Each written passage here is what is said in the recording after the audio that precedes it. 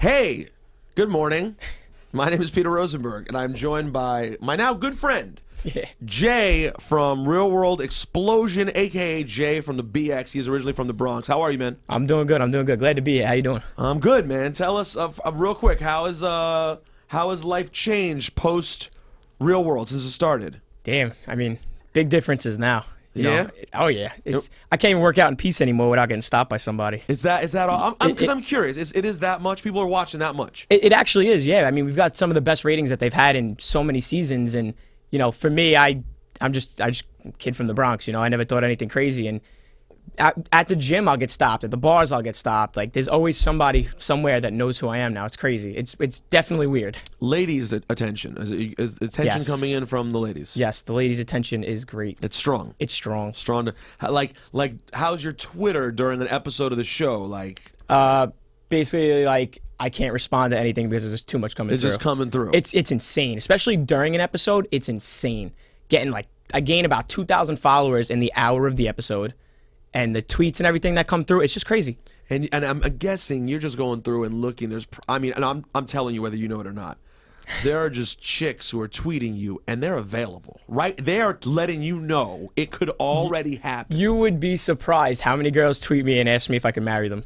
No, I wouldn't be surprised. It's insane. It's insane. I never did I think I'd get 50 girls saying that. You're the lovable guy on the show. You realize that you're following in a great tradition of Italians on MTV reality shows, most notably Pauly D, of like being the lovable guy on the show. Or Vinny. I don't know if Vinny or Pauly D. I'm with that. Guys. I'm with that. I'll take that. They've both done quite well. They have, yeah. And like absolutely. Pauly D, you're originally in the club. You're a club guy. You're a host. Yeah, I was always in the clubs, always hosting them, emceeing all the time. And like I said, I when we filmed down Cali, I even did some emceeing for some celebrities out there. I hosted for Estelle.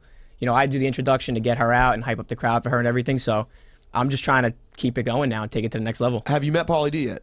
I've never met Pauly D once. That could be a tandem. I'm just saying he's DJ, you're hosting. A lot of people on Twitter keep saying that we should do something together. So that would be pretty cool. I'd be down for that. He could DJ, I'll MC. Yeah, I bet you'd be down for that. I see what he makes a night. He's killing it out there. Yeah, you ain't kidding. Yeah. I wish I could get to that level. That guy's bodying it. All right, so let's start off with the tough part of the show, which was that you started the show. The first way you found out that you were getting the Real World was they just let you know and you had to up and leave your family right away. Was that really true to life? What happened? Yeah, basically. I mean, they told us that we were filming. They weren't sure who they were going to pick yet, so they were going to come to our neighborhood, get a sense of what we do on a daily basis, and then that's how they were going to figure it out. But in all reality, they were actually filming because they called us up and they wanted our reaction. And they were like, you know what? Congratulations, you're going to California. You got accepted to the Real World. And it's like, oh, you know, awesome. What's the thing? They're like, you leave tonight. And that's really what they said. Yeah. My exact phone call was, congratulations, you've been accepted to the Real World. You're going to San Francisco. You leave tonight. And that was my phone call. So this is like in the middle of the day, and that night you have to pack and get on a flight. Yeah, I literally had to rush to go see everybody, say goodbye, get everything straightened out, go home and pack my bags. Now, your mom, who had been suffering with a lot of health problems, seemed visibly upset on the episode that you were leaving. Yeah, well, I mean, she had cancer for 19 years. I was the quote-unquote rock, you know, that tried to do the tough love and get her through everything. So obviously she was happy as could be for me because she knew it's what I wanted and what was good for me. But, you know, obviously she's upset because now I'm not going to be there to visit her every other day and everything like that. So it's definitely rough. It was definitely rough for her and me as well. So for anyone who hasn't seen the show, on episode 3, there's a scene where you have to write your phone numbers down because you're not allowed to have a cell phone, and the number you had for your mom gets ripped up and you don't have her number and you're not speaking to her for a few days. Then you eventually speak to her and she tells you she has some doctor stuff she has to do, and you try to comfort her, etc. And then the next day you get a call from your father who tells you that your mother passed away. And I mean, just as a viewer, my wife wasn't particularly into this show to start. She was just, I was watching it and she got sucked in and she just looked over me. We were just like, no, and we were both so bummed out. We don't know you. Right. What is that experience like for you? I mean, it's incredibly hard to lose your mother anytime, but to be away from her and under the circumstances. Yeah. You know, first off, I hate every bit of Ashley for ripping up that paper. Because like I said, we don't have cell phones, so I lost 3 days of talking to my mother because she got drunk and ripped my paper So it up. turned out that the chick who's been the blackout, crazy, drunk lunatic on the show ripped up the paper for no reason. She's the one. Just one wasted night, she just ripped my paper up. Never had an answer for it, never had any reason for it. Just said, I'm sorry, I was drunk. That was her apology. But aside from, before I start getting angry at her again, let's not even... being across the you know what I mean, across the US, I'm in Cali now, and to get that phone call, definitely didn't expect it.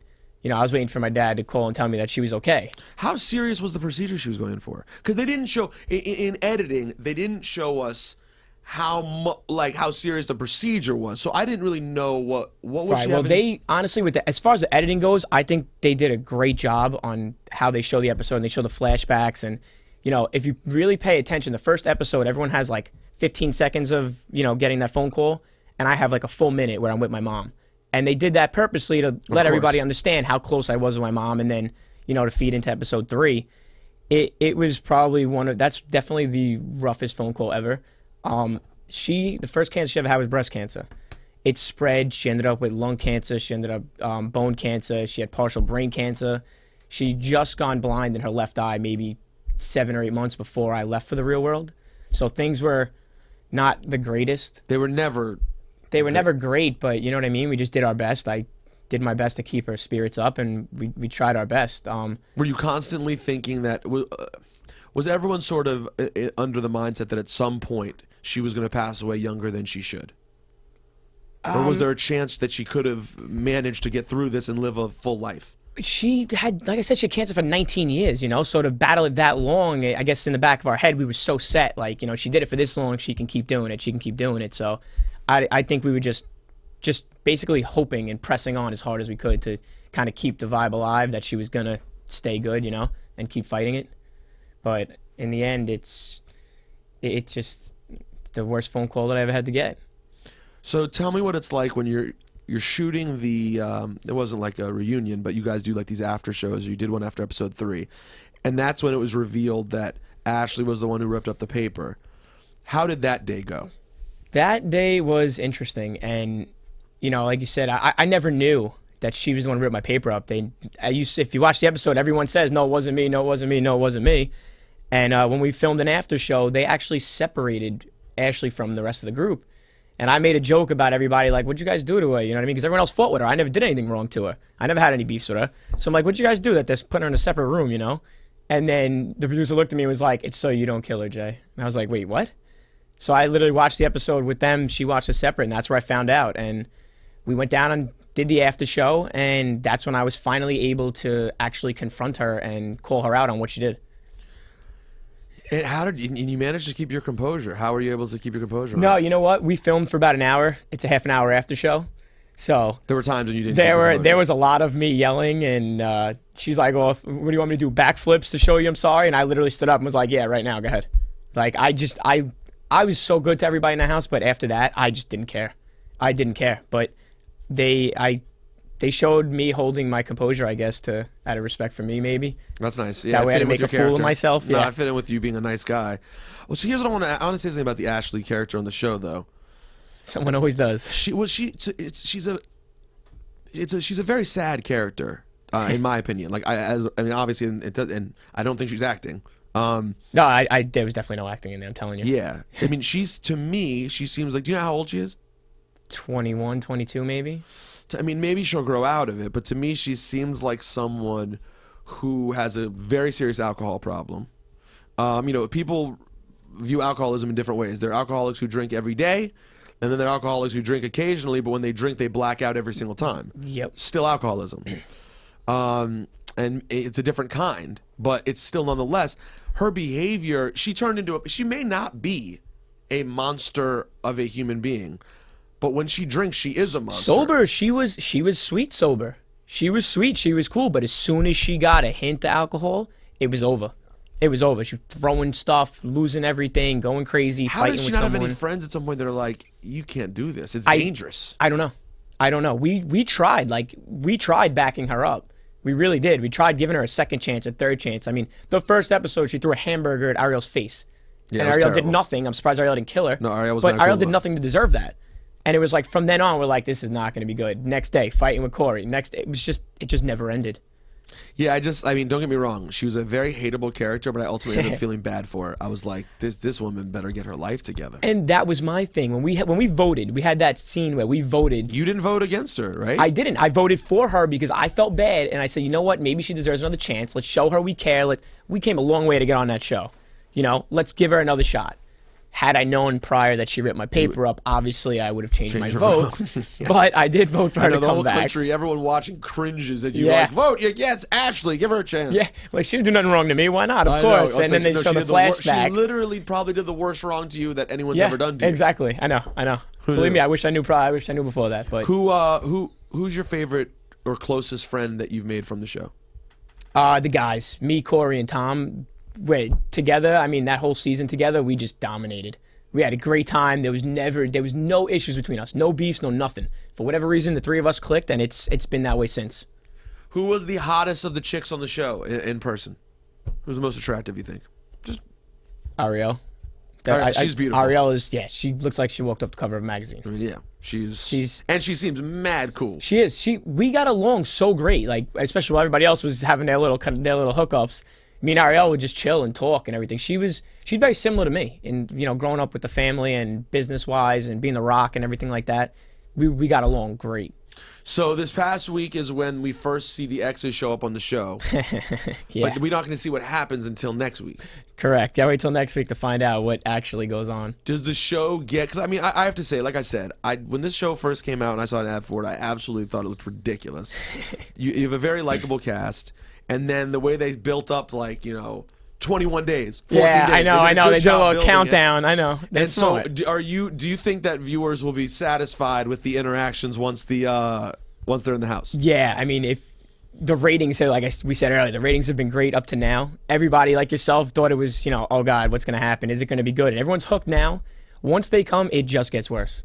Because now you got these hookups that are going on, and now the ex-girlfriends and ex-boyfriends are there too. That's crazy town. Could you imagine? Could you do that? Oh, absolutely not. Exactly. That's how we terrible. felt. We walked in the door and saw them sitting in our kitchen, and we all just looked at each other, and our jaws just hit the floor. Now, for you, at least going into it, you have a really good relationship with your ex. I was definitely in a better place than the rest of the roommates. Thank God. Yeah. Because I couldn't imagine I've been in similar situations, but then to have to live with someone, you know what I mean, for 6 way. weeks after that, while you have someone that you're with, I would end up losing it. So what are you trying to do? How are you going to flip this real world thing? What are you going to do? Everyone's got to have your flip, man. You got to watch how the Jersey Shore cats moved. You see the ones who were able to pull it off, Right. and then the other ones who we haven't heard as much from. Right. Well, I don't think I've done anything too crazy where no one likes me on the show, so that is definitely my favor. So I'm probably just going to try and get a hosting job, sit next to you, and see what we can make of it. Yeah, try to just get some, but radio, TV, hosting. I told you I emceed the clubs and everything like that. I love talking in front of people. I got no problem with crowds, anything like that. So, I may just have to come up here and And take my job. pretty Try to be the much. white guy on the morning show. Yeah, I was trying to be nice about it, but yeah, pretty All much. right. Well, I'll put in a word with Ebro, I guess. That's weird. I mean, No, that's cool. Yeah, just let me know. No problem. Text me. Let me know if I forward get me along if your I get the resume, I guess. Yeah, that's what I'm saying. Text me and let me know if I get the job. All right, done deal. Yo, Jay, thank you, man. It's been a pleasure. No, it's great, man. Like I said, I listen to you guys all the time, so for me, it's great to be up here. I love it. Yo, thank you so much, dude. Enjoy the rest of the season. We will enjoy watching it, and we'll see you soon. Yeah, definitely. You know what it is. All right. Real World Explosion, Wednesday nights, 9 p.m.? 10 o'clock. 10 o'clock on MTV.